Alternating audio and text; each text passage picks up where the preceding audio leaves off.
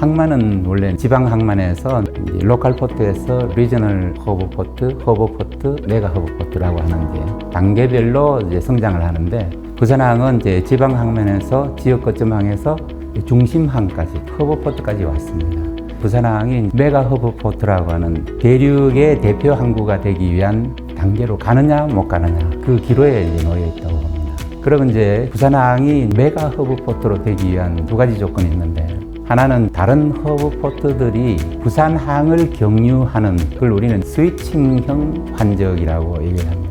환적은 허브 앤 스포크형이라 해서 조그만 항구에서 중심항으로 모여서 다른 중심항으로 가는 중심항들과 연계하면서 거기에 딸린 이제 항구들을 연결하는 것을 우리는 허브 앤 스포크형이라고 얘기를 하고 지하철 1호선, 2호선이 만나는 서울의 신도림 같은 그런 환적 중심지를 우리는 스위칭형 환적이라고 하는데 부산항은 태평양 항로의 중심항이자 유라시아 항로의 중심항입니다. 그러면 이제 부산항에서 유라시아 물량과 태평양 항로의 물량들이 집중이 되고 거기서 이제 환적이 돼야 되는데 제일 중요한 거는 거기서 부가가치 활동이 일어나지 않는다는 겁니다. 부산항은. 그럼 이제 유럽의 항구들은 예를 들면 이제 로테르담 항 같은 경우는 위아 저먼 포트 이렇게 선전을 합니다. 사실 그 저먼 포트는 함부르크인데 또 함부르크는 이제 로테르담을 지나서 더 북쪽에 있거든요. 그런데 이제 로테르담이 우리가 독일로 가는 관문이다 이렇게 얘기를 하면서 실제적으로 영국, 일본, 미국의 물량을 잘라 먹어버린 겁니다. 어떻게 잘라 먹었냐? 항만 배후에 거대한 배후 단지를 만들어가지고 지연 생산, 연기 생산이라는 게 처음으로 이제 생겼는데 공장에서 물건을 완제품으로 만들지 않고 반제품 상태로 일단 항만 배후에 갖다 놓는 겁니다. 그리고 거기에서 부가가치 활동을 해가지고 완제품을 최종 목적지까지 수송을 하는 거죠. 그래서 공정에 상당품을 남겨놓은 상태로 반제품을 받아가지고 거기서 최종 완성제를 만드는 가공 산업이 로테르담 항을 성장시킨 동력입니다. 부산항이 살아남으려고 그러면 거대한 배후지에서 유럽과 일본, 미국, 강대국들과 많은 물량들이 모이는 특히 인도 같은 그런 곳에서 이제 물량을 받아서 여기서 이제 최종제로 이제 완성을 해서 이제 쏴줘야 되는 겁니다.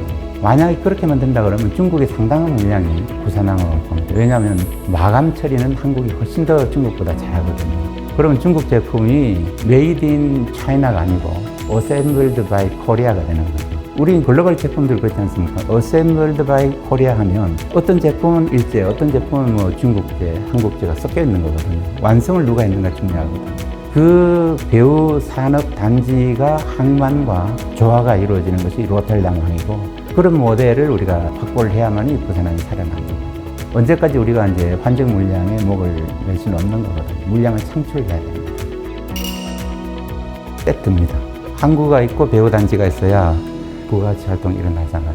근데 이제 항구 구역이 우리가 처음 항만을 연구할 때는 배후가 백리치가 600m였어요. 지금 1km로 늘어났거든요. 저는 한 2km 정도 더 늘어나야 된다고 생각합니다. 부산 시랑에 배후 한 2km 정도까지는 항만 배후 단지를 묶어버려야 돼요. 그리고 항만 의존 산업. 항만 의존 산업은 이제 그 항구를 통해서 부가가치가 창출할 수 있는 부산 제조업의 한 70~80%는 항만 의존 산업이 돼야 됩니다. 그리고 이제 우리나라의 이제 제조업이 아니고 글로벌 제조업이 돼야 되는 거거든요. 그래서 이제 MNC 다국적 기업들이 들어와야 되는 거죠. 근데 MNC들이 이제 기업하기 위해서 경제자유구역이라는 걸 만들었습니다. 근데 그 경제자유구역이 과연 다국적 기업들을 유치하는데 어떤 제도적인 장치를 가지고 있는지. 왜냐하면 이제 경제자유구역은 인천에서 시작됐거든요. 그러다 보니 인천은 수도권 정비법을 피하기 위한 도구로서 개발을 한 겁니다. 그걸 부산에서 같이 쓰고 있는 거거든요. 그렇다면 부산만의 경제자유구역법 개정안이 이루어져야 되는 거죠. 그리고 무엇보다도 항만법으로 전국에 31개의 지금 구역항이 지정되어 있는데 원 오브 댐이라는 거죠, 부산항이. 그렇게 해서는 발전이 안 되는 겁니다. 부산 항만을 위한 항만법상 특별한 규정이 있어야 되는데 그래서 부산항을 중심항으로 지정을 해서 대한민국의 유일한 허브포트, 메가 허브포트로 가기 위한 법적 근거가 마련돼야만이 항만과 배후도시, 배후산업, 공항항만, 국제물류는 공항만 연계체계가 돼야 되기 때문에 해양수산부만의 항만 정책은 상당히 문제가 있다는 겁니다. 항만을 만들어놔도 배후산업단지는 산자부, 그리고 배후도시는 행안부, 그리고 또 공항은 국토교통부. 그게 하나의 체계 속에서 멜팅 폿이 돼야 되는 게 글로벌 허브 포트인데, 이 글로벌 허브라는 개념이 빠져있는 부산항의 앞날은 지금 상당히 어둡다고 봐집니다. 세 가지 면에서 이제 우선 항만 인력과 항만을 지원하는 첫 번째가 이제 배후 도시거든요. 그럼 과연 부산시의 부산항은 무엇인가?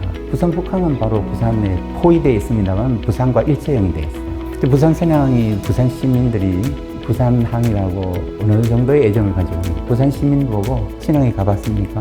신항이 어떻습니까? 그럼 자기들과 그렇게 친숙하지 않다는 거거든요. 그래서 동락동강, 서낙동강 사이에 퇴적지에다가 계속 도시를 만들어야 됩니다.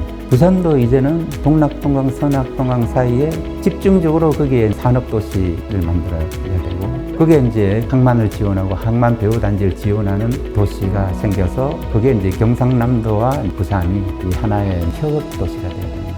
창원이 원래 이제 세계 도시가 이제 연담해서 생겼습니다. 연담 도시는 일본의 후쿠오카하고 하카다라는 두 개의 도시가 연담해서 합쳐져 가지고 한 개의 도시가 됐어요. 이름은 후쿠오카로 쓰지만 이제 하카다라는 도시는 이제 중상도시, 상업도시였기 때문에 아직도 항구 이름은 후쿠오카항이라지 않고 하카다항이라고 합니다.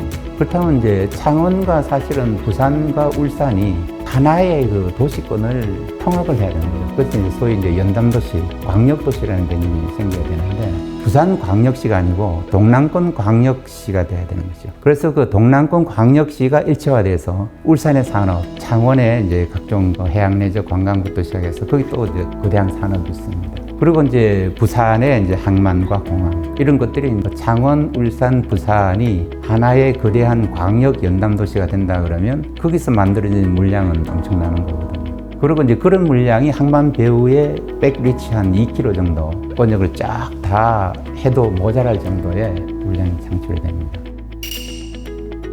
항구는 한 5가지 정도의 기능이 있는데, 무역 항적 기능은 항구를 기준으로 외국에서 육지로, 육지에서 이제 바다로 나가는 통로이거든요. 그런데 이제 산업항은 그 자체가 완결 구조로 되어 있습니다. 그래서 원료가 들어와서 제품이 나가기 때문에 배후 산업과는 파급 효과가 적죠. 그러나 고용이라든지 또는 1, 2차 이제 의존성에 따라서 항만 연관 산업, 항만 의존 산업들이 배후에 발전하기 때문에 배후 도시 산업에 영향을 많이 미치게 됩니다. 그러면 이제 부산 내 산업 구조가 항만과 항만 연관 산업, 항만 의존 산업의 분포와 지원을 이제 해양부는 할 수가 없습니다. 그럼 부산시와 산자부가 어떻게 항만의 특성을 감안해서 산업을 넣고 거기에 필요한 인력을 대학들이나 전문계 고등학교에서 양성해서 공급을 해줘야 되는데, 그런 이제 산업 연관 분석이 제대로 안 되어 있습니다. 그러다 보니까 부산시는 IO 테이블을 만들어가지고 산업 연관 분석을 해가지고 그 산업에 적합한 경쟁 우위 산업을 유치를 하고, 거기를 위한 이제 산자부와 이제 부산시의 이제 집중적인 투자, 이제 그리고 항만의 이제 제도적인 지원이 이제 하나가 이루어져야 되는 거죠. 근데 이제 글로벌 사회가 되려면 기본적으로 사람들이 이제 왔다 갔다 해야 되는데 그것은 공항이라는 얘기죠. 그럼 우리가 이제 공항도 마찬가지로 로컬 에어포트, 리저널 허브 에어포트, 허브 에어포트가 있습니다. 그러면 이제 지금의 김해공항은 로컬 포트이죠. 즉 최소한 이제 리저널 허브 수준은 올려줘야 되는 겁니다. 그러면 김해공항 수준 가지고는 안 된다는 거죠. 그러면 인천만한 허브 에어포트가 될 필요가 있는가?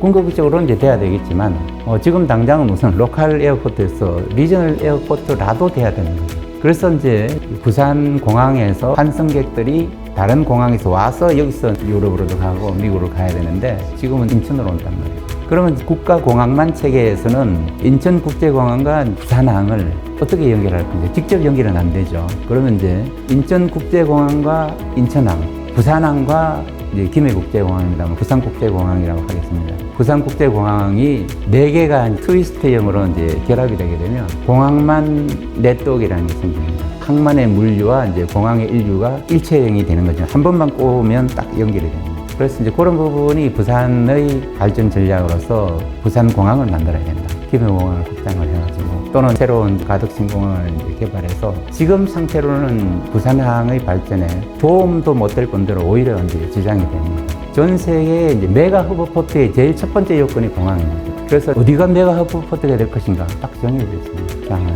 싱가포르, 홍콩. 공항과 항만이 인접해 있지 않은 만드는 것이죠. 상해 부동신공항하고 상해항이 신항만에 이제 바로 붙어 있는데 부산도 마찬가지로 이제 항만구역 인근에 공항이 입지해 있어야 되는 것이죠. 그래서 이제 밀양보다는 물류적으로 본다 그러면 또는 국제 물류 집중선으로 본다 그러면 이제 부산 신안 근처에 공항이 같이 만들어져야 되는 거죠. 그런 면에 본다 그러면 이제 광양도 비슷한 흉내를 냈는데 율수공항하고 이제 광양 율촌지구하고 하나로 묶여 있어요. 근데 이제 공항과 율촌 산단이 광양항하고 연계성이 없죠. 그게 이제 광양항의 상당히 제일 큰 문제가 되는데 부산도 그럴 가능성이 있는 거죠. 그럼 창원의 커브포트로서 창원의 부산항은 뭘 해줄 수 있고 울산항이 있지만 마산항이 있지만 부산이라고 하는 허브포트가 창원과 울산을 지원해주는 컨테이너항으로서 그런 뭔가 산업 연관성과 그걸 찾아내야 됩니다. 그게 부산시의 몫입니다. 부산의 지식인들은 부산항을 연구를 하고 부산항 배후 산업을 연구하고 부산항 가지고 부산시가 먹고 살아야 되는